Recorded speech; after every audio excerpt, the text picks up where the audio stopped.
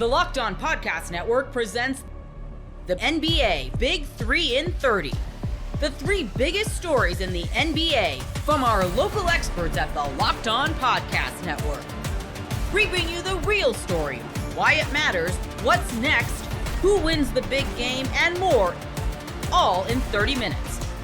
The NBA Big 3 in 30 starts now with the biggest story in the NBA.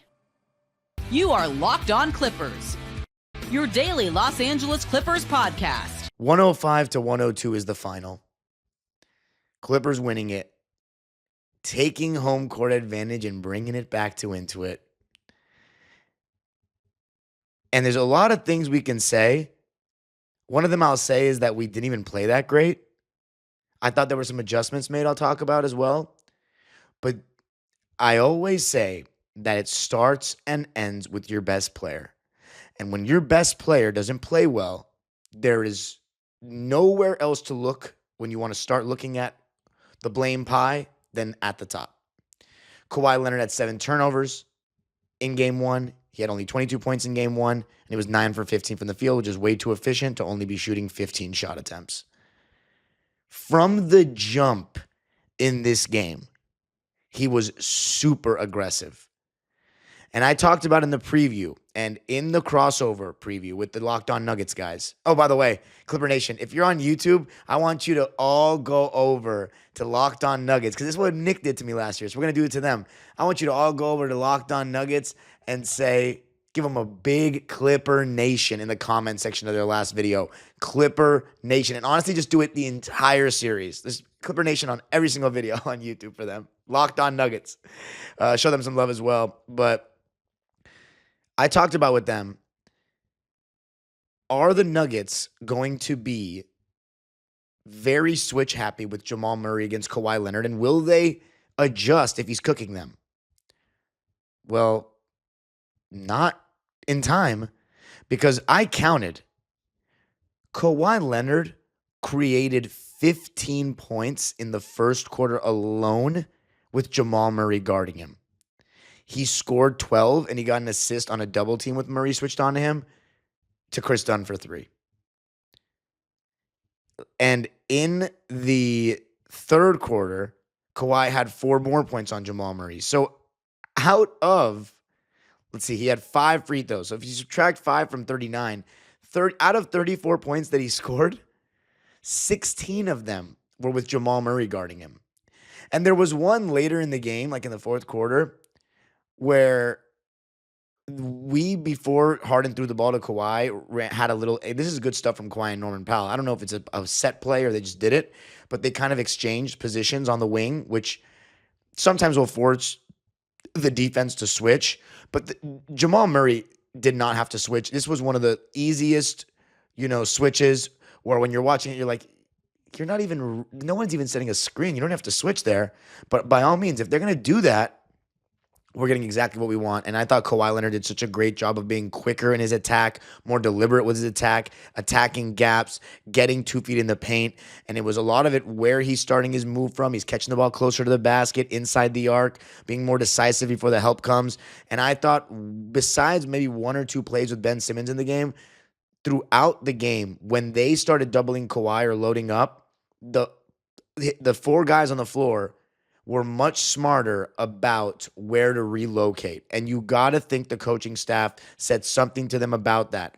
Look, when Kawhi is getting doubled, how are we getting turnovers? Well, maybe you guys aren't giving him, avenues to pass. And Norman Powell, that was one huge shot he made late. And again, this is what makes me actually very optimistic for these games at Intuit Dome, is that Norman Powell had another game where he shot very poorly. 5 for 12 in game 1, 5 for 14 in game 2. So far in the series, shooting 10 for 26. But you know what I have to say about him? He made the big shots late. That floater when Kawhi was doubled, he got the ball. He did a good job from the weak side, flashing to the middle. And there was another time where Zubats caught the ball in the middle when Kawhi was doubled, and he put up that push shot. So it's really, that's an adjustment, made by the players. See, the coaching staff probably told them something, but it's all about the players doing it and executing it. I'm a guy that coaches at middle school level, youth level, AAU, but it's about the players. You can preach something. We all have common sense. The coaching aspect is not, And look, I'm going to talk more about Ty Lue's adjustments, but that was just one of the coaching staff's adjustments is we were much better about the way we handled the Kawhi doubles. But a lot of it just comes down to Kawhi making the right read, being more patient, looking up. And it starts with his aggression. And this was just one of those games where it's just Kawhi Leonard, as the new term is called, magnet ball, where every single shot's just going in. He has these kind of games. He has these kinds of stretches. What makes it special is when he gets to do it in the playoffs. What hasn't been special is how little he's gotten to do it in a Clipper uniform in the playoffs. So again, being at the Intuit Dome Plaza, watching this live with the people, I mean, it's just really one of the more surreal experiences of my Clipper fandom. And I would encourage everybody to come to one of them at least. It's such a vibe. It's really a dream come true. And, Thursday is going to be a movie, but Kawhi's really healthy. And we just saw one of the better games in Clipper playoff history by an individual. Like, that's the bottom line. And this is what I like about the playoffs. And this is why I'm kind of a inside the NBA advocate, is that, yes, in the regular season, sometimes they can be lazy with their analysis and not be watching games in the regular season. But when it comes to the playoffs, people sometimes ding those guys for being simplistic. And, some would say, you analyze the game better than people on TV, all this. I still don't think that I know more about basketball than said panel. Because I'm never going to be able to say that I played in the league like Charles Barkley and those guys. Just never. They have a different level of expertise that I'll never reach. When it comes to breaking down what a defense is doing in the modern NBA schematically, yes, I think I'm good at articulating it to some degree. But what I wanted to make the point about with them is, in the playoffs, their analysis gets better, in my opinion, because despite the fact that teams make adjustments and there is some complex X's and O's stuff happening, a lot of time it's very simplistic. Your best players got to perform, and if they don't, you're going to lose. And Kawhi Leonard did more than just perform. He did it on both ends. His help defense, and there were times late in this game where I got nervous, right? We haven't seen the Clipper late in games. The Denver Nuggets are lights out with their crunch time offense in terms of, when we look back at the last couple of years, that Murray, Jokic pick and pop, so hard to guard late. Jamal Murray's had several game winners in the playoffs against the Lakers. We know how that goes. And on our side, I mean, Harden, I was talking about last game, Harden looks like a better closer than Kawhi. Well, this was one of those games where he says, shut up, Darian, shut up, Dime. I can still close. And we haven't had many of these games as a Clipper, I can't lie. And it's not about the game-winning shot. It's about making those big shots late against pressure, against good defenders, and he absolutely did that. And you know what I talked about with Kawhi is, mid-range shots stopping on a dime versus coming to a full stop. When he's stopping on a dime the way he did going to his right for that pull-up against Aaron Gordon, and by the way, I talked about this when we beat Cleveland a couple weeks ago. When Kawhi Leonard is going up against the likes of Evan Mobley, when we beat New York against the likes of OG, now in this game, Aaron Gordon, and he's getting buckets on them like they're just another guy, that's when you know Kawhi is looking like peak Kawhi, which is one of the 10 greatest small forwards to ever play this sport. And he plays for the Clippers and chose to do it. And me saying those words had absolutely no meaning, no results behind them, and we still haven't accomplished anything in this series. But the fact that I'm even getting to witness this is like, because I almost Mr. Team, the Kawhi era is over, blow it up. He was never going to be healthy in the playoffs, almost as a coping mechanism. And I will gladly admit I'm wrong if we can get more memories like this by winning this series, because, I love the way Kawhi Leonard plays basketball. People have been very hip to my criticisms of him, and some have obviously disagreed massively, which is totally fair. But a lot of it's just because I've been a disappointed fan, and a lot of us have been. And it felt hopeless at times with him. And the most frustrating thing about it all is that we know how good he is when healthy. He's not a Chris Paul or a Blake Griffin where it's like, if all the stars align and everything goes well, they can lead a team to a championship. This is a guy who did it and then chose to come here. No one in NBA history has won a finals MVP and then left, except for him. And he chose here, and we haven't reaped any of the benefits, except for, the part he played in 2021. It was special seeing him in this game, making that big shot late against Aaron Gordon, hitting that turnaround it was also against Aaron Gordon, the interception late in the game. And we did such a great job of doubling Jokic, and then the loading up on the other guys. We exposed the Nuggets spacing. When they had two guys right next to each other, Kawhi did a great job of playing both at once and making Jokic make forcing Jokic to make a tough pass and forcing him to turn the ball over several times. I thought our help defense and our hands in the passing lanes, our anticipation off of those Jokic double teams was sublime. And I'm going to be talking about more of those adjustments coming up. But Kawhi Leonard, 39 points, 3 rebounds, which is kind of low for him in a game like this, but it is what it is because we got out-rebounded 50-32. Oh, my God. That's something we definitely got to improve next game. There's no doubt. 15 offensive rebounds for Denver. So, the thing is, we didn't even play that great. We can play better than this. It's almost like we honestly should have. I think we played better in game 1 as a team. It's just Kawhi was insane. Nobody scored more than 18 points besides Kawhi. He had 39, 3 rebounds, 5 assists, 2 steals, 1 block, and 1 turnover. How about that assist-to-turnover ratio? 5-1 compared to the other day? 15 for 19 from the field is the most ridiculous part of it all, and 4 for 7 from 3. He literally went 11 for 12 from 2. I mean, he's a machine when he gets going, and it's just a privilege to watch it on our team.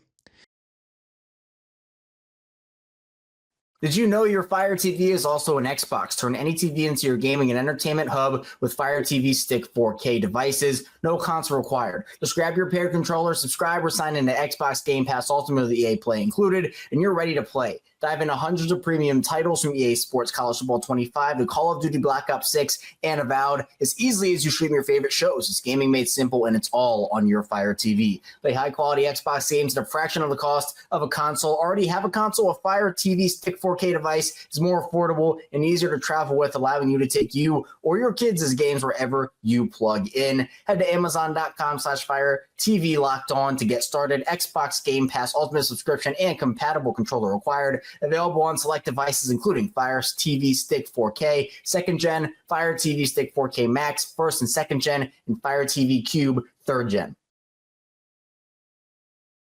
17 years. It took 17 years, but the Detroit Pistons, led by Cade Cunningham, have broke the drought. You are Locked On Pistons, your daily Detroit Pistons podcast. The Pistons just evened up the series against the New York Knicks. They get their first playoff win. First playoff win since 2008. Since 2008, Cade Cunningham just led the Detroit Pistons to their first playoff win since 2008. This, you guys can probably hear it a little bit. My voice, I'm losing my voice. Hosting that live watch room, man, I was losing my mind. The Pistons won this game 100-94. We're going to talk about later about how the young guys stepped up and absolutely answered the call. We'll also talk about how home court is now in the Pistons' advantage. But look, man, the Pistons' defensive coverage and defensive game plan in this game was truly elite. They were fantastic defensively. This was one of the best defensive performances you probably will see in the playoffs. The New York Knicks, a team that has Karl Anthony Towns, that has Mikal Bridges, that has OG Anunoby, that has Jalen Brunson, scored 94 points in this game. The Pistons forced them into 14 turnovers. They shot 28% from deep. They shot 42% from the field. After burning them in the first game, Cat was 5 of 11 in this game. After burning him in this first game, OG Anunoby went 4 of 10 in this game. Cade was fantastic defensively on OG Anunoby. I don't want to spoil the second segment so much, but man, Jalen Duren, we'll dive in more into it later on, but Jalen Duren was walking into this game with a ton of pressure. Isaiah Stewart was ruled out. He did not play in this game, so they did not have their defensive center. They did not have their defensive anchor for this game, which meant a lot of pressure, a lot of the responsibility was going to fall on Jalen Duren. And Jalen Duren, I almost swore. Jalen Duren absolutely answered the call. 12 points, 13 rebounds, 2 assists, 3 blocks, and a steal. They stayed with the matchup of Tobias on Cat and Jalen Duren on Josh Hart. He didn't pick up not one defensive 3-second violation in this game. He did a much better job of trapping along the baseline, especially when Cat went to the post-ups. They were setting the trap along the baseline, as soon as he put one dribble down and forcing Cat to try and make a read off a live dribble where he's not very good at. They completely shut down Cat in this game. And Jalen Duren as a roamer was so damn good in this game. He was infinitely better. And it turns out young guys will probably be better than their first ever playoff game. Turns out, shocking theory. Who would have thought it? But turns out that guys will be better in their second, third, fourth, fifth playoff game than they were in their very first playoff game in Madison Square Garden. The defense was absolutely fantastic from the Pistons. Tobias Harris was the primary matchup on Karl Anthony Towns. He had 13 rebounds. He played 43 minutes. Tobias Harris is 32 years old. He played 43 minutes and was banging all night with Cat in the post and was physical as hell all game and ended the game with 13 rebounds. Remember in the first game, after the last podcast, I spoke about how the Knicks really did a great job of crashing the glass and keeping the Pistons off the glass. The Pistons weren't able to dominate inside like they wanted to in the first game. Cade had 12 rebounds. Duren had 13. Tobias had 13. That's 38 rebounds just through 3 guys. The Pistons were active as hell on the glass. They were physical as hell in this game. Physical as hell in this game. From the opening tip-off, they were physical with the New York Knicks. And the refs, so far through 2 games, for the most part, now we'll talk about it a little later, but for the most part, they've allowed physicality. There's been some tough calls. There was one just horrible, absolutely horrible call on Nassar Thompson at the end of this game. Absolutely horrible one. But for the most part, they have allowed these teams to play physical for the most part. And that's lending itself to Detroit. If they can play defense like this, they can beat the New York Knicks. And if you watch this game, the Pistons really, I don't even feel, they didn't just outplay the Knicks by a 6-point advantage. They really should have won this game by 15 plus points. They were outplaying the living hell out of the Knicks for the first 3 quarters of this game. Heck, even in the fourth quarter when the Knicks made their run, the Pistons answered and kept the lead. The Pistons outplayed the hell out of the Knicks in this game. The Pistons had 15 turnovers in this game. It's the only reason the Knicks stayed in this game. There was multiple times when the Pistons forced a turnover or got a stop. And when they went out to go in transition, Paul Reed would get a dumb turnover. He had 2 turnovers. Cade would throw something away. Asar threw one away. Tobias threw one away. There was multiple times where they really could have stepped on the Knicks' necks and they just turned it over. There was multiple blown shots at the rim that they had in this game. Paul Reed missed a few bunnies. Tobias missed a dunk. Malik missed a dunk. They had a few bunnies at the rim where they really could have just extended the lead out. And despite all of that, along with Malik Beasley being 1 of 8 from deep, along with THJ being 0 of 6 from deep, 0 of 8 in the game, the Pistons still won by 6 points. The Pistons put up an absolute defensive masterclass, and that's how they can beat these Knicks teams.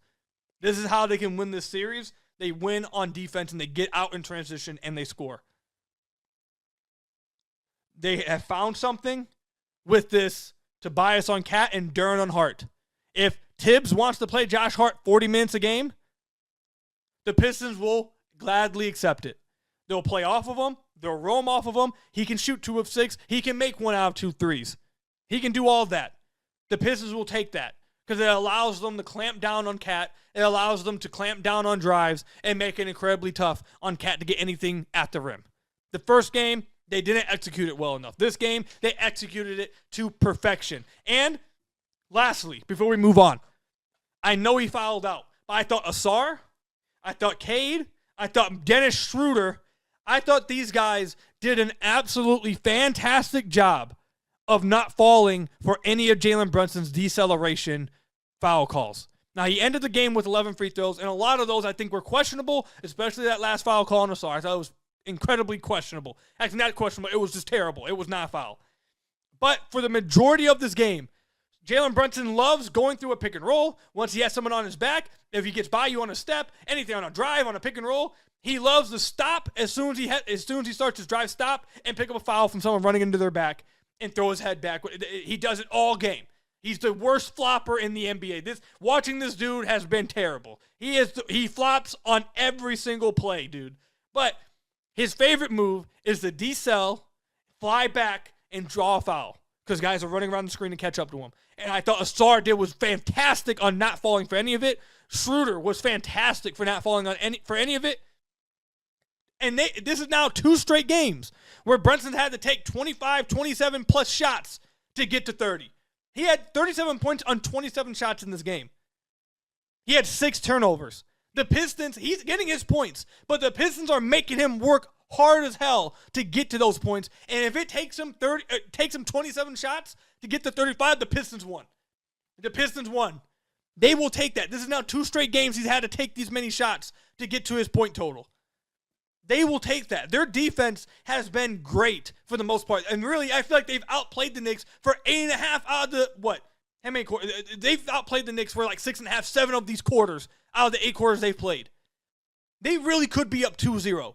Now you're heading back to Detroit, 1-1. They break the playoff drought. 17-year drought. It is over. Pistons win. Kay Cunningham leads them. What a game, man. What an absolute defensive masterclass. And JB just coached a hell of a game. A hell of a game. Ever check your bank account and wonder, where did all my money go? Between dining out, online shopping, and entertainment, it's easy to lose track. That's where Monarch Money comes in, your personal CFO, giving you full visibility and control over your finances. Monarch Money isn't just a budgeting app, it's a complete financial command center. You can track all your accounts, investments, and spending in one place, so you stop just managing your money and you start building wealth. Instead of juggling multiple apps, you can use Monarch to check your finances, track spending, and even plan long-term goals. Managing money with your partner is smoother than ever. You can track shared and personal accounts, set goals, and stay on the same page without the stress. Take control of your finances with Monarch Money. Use code LOCKEDONNFL at monarchmoney.com for 50% off your first year. That's monarchmoney.com, code LOCKEDONNFL for half off your first year. Was it just a night of bad shooting or a Tom Thibodeau special? You are Locked On Knicks, your daily New York Knicks podcast. Who should I be mad at coming out of a really frustrating Game 2 loss to the Pistons? Take your pick. I don't know if there's like one person that you could definitively blame for this game. Although if I was going to, let's say that I had a dartboard and it had all the people on it you could potentially be mad at, and I threw a dart at it, but they were all weighted by being bigger. For the more mad you should probably be at them, I would imagine the Tibbs would be pretty large on that bubble chart. Just not a great game by him. I thought pretty much every aspect that he needed to do well in this game, he did poorly in. Just in general, I don't think the game plan, I just don't think there was one. It seemed like first half, he attempted to play a couple bench players, played Campaign 4 minutes, played Landry Shamet 4 minutes and 50 seconds. Deuce did not really have it going in this game, but wasn't like horrendous, and only played 13 minutes and 20 seconds. Mitch played 20 minutes. We barely saw the 2 big arrangement, which I think we were both in agreement, like kind of was one of the swinging factors of the first game. Part of what made that 21-0 run like cook was having Cat and Mitch out there with shooting, and yet barely went to that except for when Josh Hart was in foul trouble. So Josh Hart plays. I was shocked. I literally was shocked. I looked and I was like, I could swear he played the entire second half. Apparently he sat for 3 minutes at some point. I forgot when that was, but blink and you miss it, I guess, because every minute that he was out there was, I don't want to harp on it too much and like pretend that I'm just like blaming him entirely for this or something, but every minute that he was on the floor was pain in this game. There was just, it was the worst possible version of Josh Hart. And yet we got the third most minutes on the team out of him in this game, only behind OG and Brunson.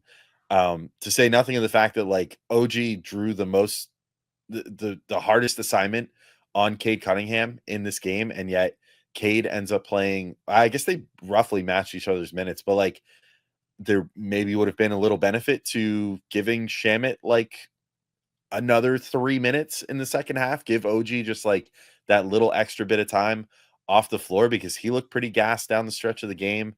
Jalen Brunson subs himself out again, and it was a little less cute this time. I don't know if he had to take a dump or if he had to switch his shoes, but he definitely switched his shoes. So if he subbed himself out just to switch shoes again, like, bro, just find a pair of shoes that works for you and just stick with it. Like, if those are the ones that are good, like, don't sub yourself out of a game down the stretch of it to go change your freaking shoes. But you know, it's either way, he played a little better after that, but it was just completely unimaginative offense down the stretch. It's kind of like, you know, I think you mentioned this to me before the show, and it totally resonated with me. Like, it's like he's still coaching this team like it's last year's team, and like you have to rely on Jalen Brunson to do all this, completely ignoring the fact that like last year's team only had to operate that way because Julius Randle was hurt, and because Mitchell Robinson was hurt, and because OG Anunoby was mostly hurt in that Pacers series and everything else. And like you had other talent on that team, but you know they were just all hurt, so you had to rely on like Brunson and Josh Hart and Dante DiVincenzo to like play 46 minutes a game or whatever, because that was just like the only thing that you had at your disposal. This team is at full strength right now. They traded for all this talent in the offseason. Mikal Bridges, like, you know, he got some touches down the stretch and actually got up 18 shots in this game. So like, but you know, it just something felt off with him, like with how he was being utilized down the stretch. Cat takes his last shot with 5 minutes left in the third quarter. And all in favor of like running Josh Hart pick and rolls with Jalen Brunson down the stretch of this game. Like it didn't make any sense to me. The whole game plan just sucked. It was terrible. And you know, it almost felt, it's not often that like if my team is in a position to like quote steal a game that I'm ever like, oh, this actually sort of feels a little dirty in this position right now. And yet when the Knicks tied it up at 92 late in this game, I was like, they don't deserve this. Like it's crazy that Detroit has managed to shoot poorly enough to let them come back and get to 92-92, because the Knicks had no business winning this game, and go figure they didn't. So yeah, it was pretty bad game, pretty bad time. I'll let you pick which of those million things I just mentioned to zero in on first. Yeah, good blame pie by you. You gave me all the candidates. Yeah, I look to both Tom Thibodeau and Jalen Brunson. I agree with your assessment of my assessment pre-show that it just feels like this is it's the exact same game plan in the playoffs. Like, roll out the ball and it's Jalen go save us. And you gave up whatever it was, 6-7 first round picks to bring in Mikal Bridges, to bring in Karl Anthony Towns, and to presumably like revolutionize this offense. And because Tom Thibodeau is, for whatever reason, there's just an incredible rigidity there, and he is like pot committed to a starting lineup that, playing far more minutes than any other lineup in the league, was decidedly average on the season. And after the All-Star break was worse than that. They had a negative net rating after the All-Star break. And it's not just that the starters played so many minutes. Like, the sin to me is that they played almost all those minutes together. Like, you have minutes in the first half with both Towns and Brunson on the bench. That doesn't really make any sense to me. You have bench units without Mikal Bridges. Like, if you are not going to like spoon feed him the ball when Tim Hardaway's hiding on him, and like Mikal, if he's the guy you traded 5 first round picks for, even like throw that out the window. Like, just Mikal, purely like by the merit of his own talent, should be able to cook Tim Hardaway one-on-one. And you should play through him if that's the matchup, versus like having Jalen Brunson hunt every single time down, because that it is difficult. It wears on you. And I think it has like a discernible effect on his teammates down the stretch of games. Like there were 2 different possessions this one where Jalen Brunson decided to pull up over a double team while looking off on one. Karl Anthony Towns wide open for 3 on the wing, decided to shoot over 2 guys. Another one, OG Anunoby, wide open the corner. Brunson decides to shoot over 2 guys. He makes it the second time. I have a list. I don't know if we'll have time to get to all of them. I have a list about 8 of those shots that Brunson took in this game. And it is very difficult for me to tell how much of that is Jalen Brunson, like, at least in the context of the playoffs, like having a little bit of a hero complex, or maybe just like, maybe this is just who he is as a basketball player, saying like, I don't see those guys. I'm the best player on the court. I need to play with that confidence. I need to be the central figure to be the best version of myself. And if I'm the best version of myself, that's giving my team the best chance to win. And that's Brunson's logic there. Or if that's like Tom Thibodeau, like limiting optionality, because when Josh Hart is on the floor, we saw Detroit actually successfully execute the strategy that every other good team in the league has used to neuter the starting lineup, which is throw a wing on Josh Hart, then double him when he drives with your center. And Cat is not a good enough passer, and Hart is not enough good enough shooter to make you pay. And over again, Detroit extracted the maximum amount of pain for the fact that the Knicks do not have good spacing. They are a poor passing team after one at the start of the season, Alex. We kept talking about it. Looked like they were a great passing team. They're all of a sudden a really poor passing team.